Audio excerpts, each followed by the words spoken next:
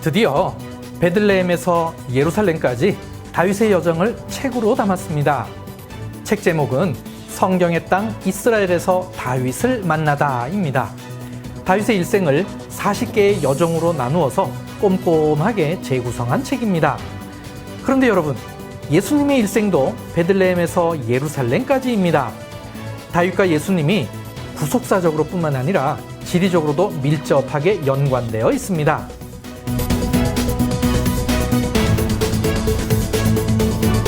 다윗 일생에 대한 지리적, 문화적 접근을 통해 왜 예수님은 다윗의 자손인지를 더 깊이 있게 이해하게 될 것입니다.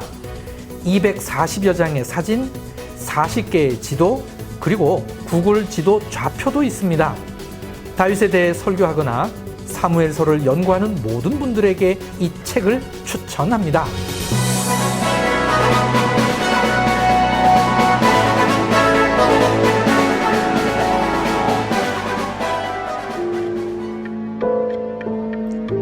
두려워하지 말고 내게 있으라. 내 생명을 찾는 자가 내 생명도 찾는 자니 내가 나와 함께 있으면 안전하리라 하니라. 사무엘상 22장 23절 말씀입니다. 지난 7번째 여정의 마지막 구절인데요. 다윗의 자신감이 잘 드러나 있습니다.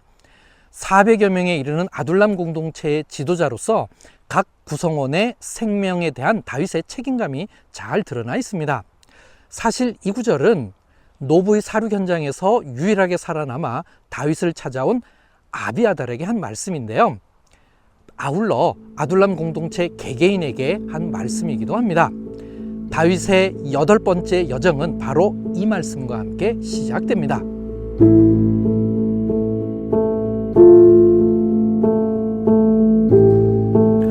다윗에게 전하여 이르되 보소서 블레셋 사람이 그일라를 쳐서 그 타작마당을 탈취하더이다 하니, 이에 다윗이 여호와께 묻자와 이르되 내가 가서 이 블레셋 사람들을 치리이까?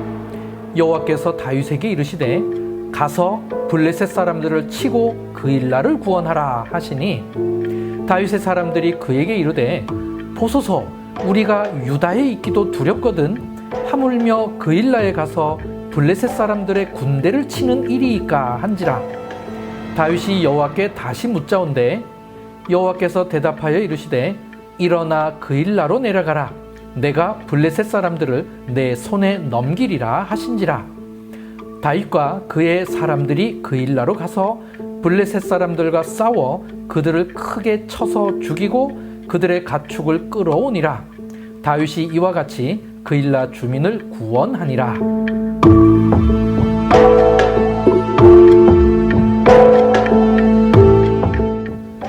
지난 여정에서 다윗은 헤레스풀로 들어갔습니다.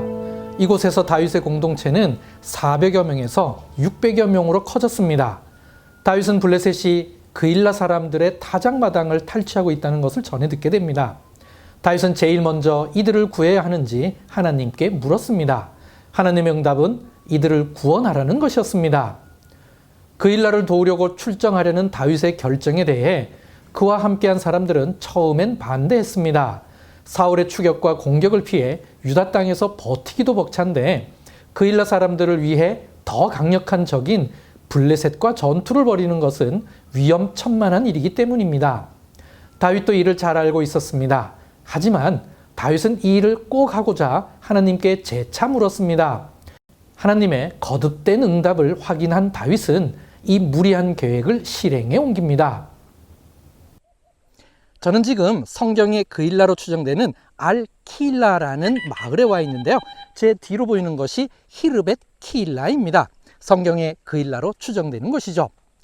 다윗은 헤레스풀의 안전한 아지트에서부터 이곳 그일라를 구원하기 위하여 위험을 무릅쓰고 먼 길을 왔는데요. 이곳에서 블레셋의 침입을 물리치고 그일라를 구원했습니다. 이것은 메시아 공동체인 아둘람 공동체의 값진 첫 번째 승리인데요. 그럼에도 불구하고 사울의 감시망을 피할 수는 없었습니다.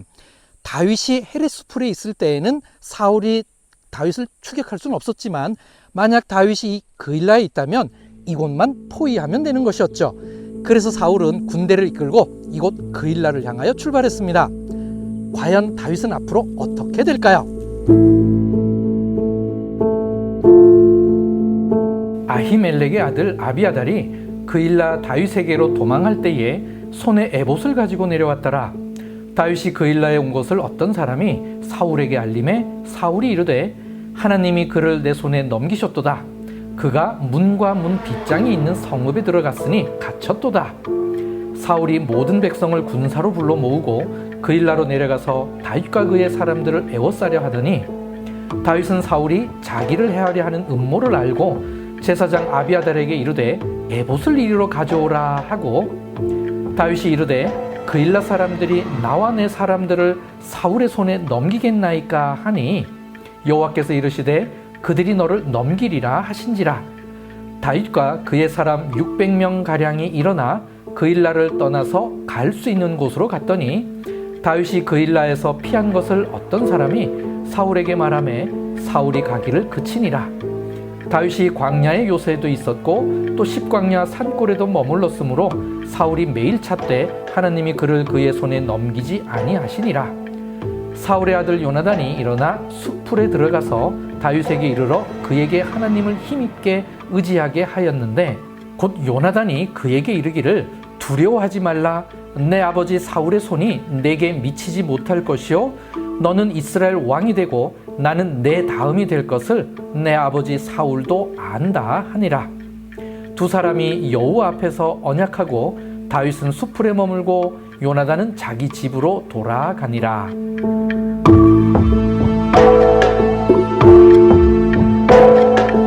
다윗의 출정 소식에 사울은 반가워했습니다. 왜냐하면 헤레스풀과 같이 넓은 장소에서는 다윗을 추격하기 어렵지만 그일라 성읍에 들어가 있다면 이 성읍만 포위하면 쉽게 다윗을 잡을 수 있기 때문이죠. 사울은 이 보고를 받자마자 곧바로 추격에 나섰습니다. 다윗은 자신 때문에 사울이 그일라를 멸하기 위해 온다는 소식을 듣고 하나님의 뜻을 또다시 물었습니다. 이때 다윗에게는 하나님의 뜻을 물을 때 사용하는 에봇이 있었습니다. 아히멜렉의 아들 아비아달이 도에게 사륙을 피할 때 이 에봇을 가지고 다윗에게로 피신해 왔기 때문이죠. 다윗은 갈 수 있는 곳, 즉 십광야의 숲풀 속에 몸을 숨길 만한 적절한 곳을 찾아갔을 것입니다. 이곳에서 다윗은 요나단과 만나기도 하지만 사울은 이를 알지 못하고 다윗을 발견하지도 못했습니다. 이 추격전에서 사울은 별다른 성과를 낼 수가 없었습니다. 그때 10사람 중에 몇몇이 사울에게 다윗이 숨은 곳을 알려주었습니다. 이는 정확한 정보였습니다. 그럼에도 불구하고 한글 성경을 읽는 독자들은 이곳이 어디인지 이해하기 어렵습니다. 그 이유는 광야 남쪽이라는 표현 때문입니다.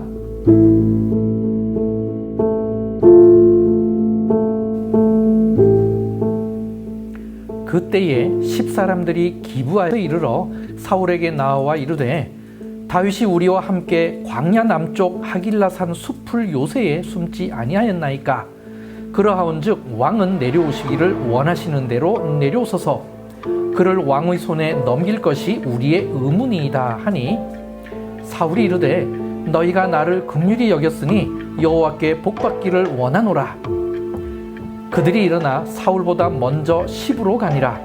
다윗과 그의 사람들이 광야 남쪽 마온 광야 아라바에 있더니 사울이 산 이쪽으로 가매 다윗과 그의 사람들은 산 저쪽으로 가며 다윗이 사울을 두려워하여 급히 피하려 하였으니 이는 사울과 그의 사람들이 다윗과 그의 사람들을 에워싸고 잡으려 함이었더라. 전령이 사울에게 와서 이르되 급히 오소서. 블레셋 사람들이 땅을 침노하나이다. 이에 사울이 다윗 뒤쪽 길을 그치고 돌아와 블레셋 사람들을 치러 갔으므로 그곳을 셀라 하마느 곳이라 칭하니라. 다윗이 거기서 올라가서 엔게디 요새에 머무니라.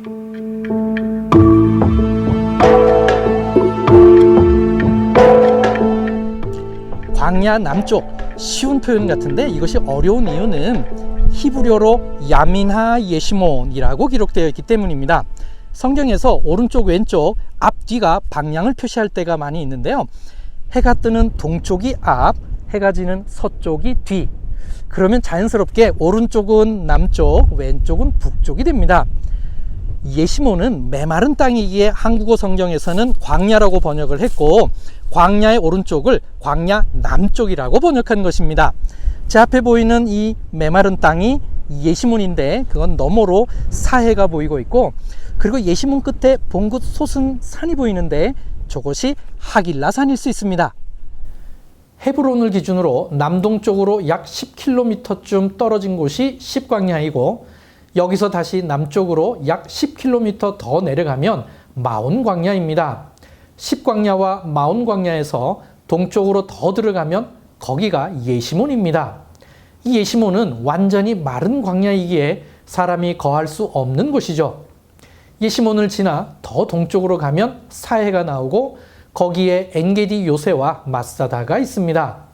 하길라산은 사무엘상 23장 19절에 의하면 예시몬 남쪽에 있는 산입니다. 그런데 사무엘상 26장 1절과 3절에 의하면 하길라산은 광야 앞, 즉 예시몬 앞쪽에 있다고 했습니다. 그러므로 종합적으로 볼 때 하길라산은 예시몬의 동남쪽에 있는 것으로 추정할 수 있습니다. 이곳에 다윗이 전략적으로 머물고 있는 것입니다. 만약 사울이 십광야와 마온광야까지 쫓아오면 광야의 요새인 엔게디나 마사다로 도망갈 수 있기 때문입니다. 다윗의 동선이 노출되어 점점 불리한 상황이 되었는데요.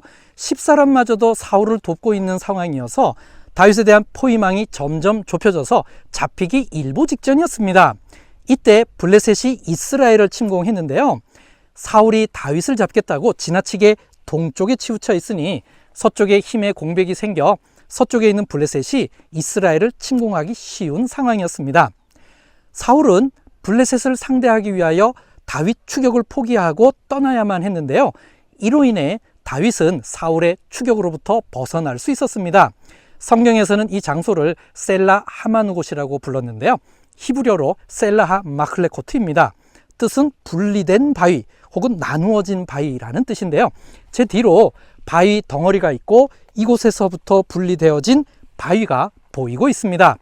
이처럼 사울은 블레셋을 상대하기 위하여 서쪽으로 떠나고 다윗은 동쪽으로 떠나 엔게디로 향했습니다. 셀라 하마는 곳은 이처럼 다윗이 하나님의 특별한 구원을 체험한 장소인데요. 오늘날 어딘지 정확하게 알 수는 없습니다. 제가 있는 이곳은 성경의 갈멜과 마온 맞은편에 있는 아비가엘 샘 곁입니다.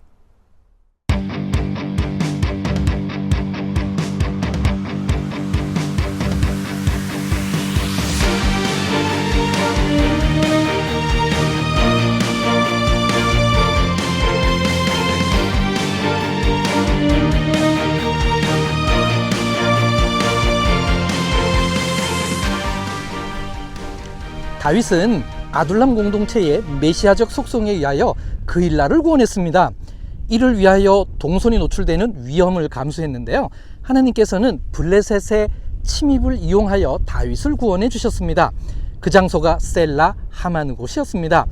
다윗은 이후 예시몬 광야를 지나 엔게디에서 지냈는데요. 저도 다윗의 동선을 따라 예시몬 광야를 다 통과해서 사해가 보이는 곳까지 왔습니다. 다윗의 방랑 생활은 아직 끝나지 않았습니다. 하지만 셀라 하마누곳 사건 이후로 다윗과 사울의 위상이 달라졌는데요. 과연 다윗에게는 어떤 여정이 기다리고 있을까요? 베들레헴에서 예루살렘까지 9번째 여정에서 뵙겠습니다.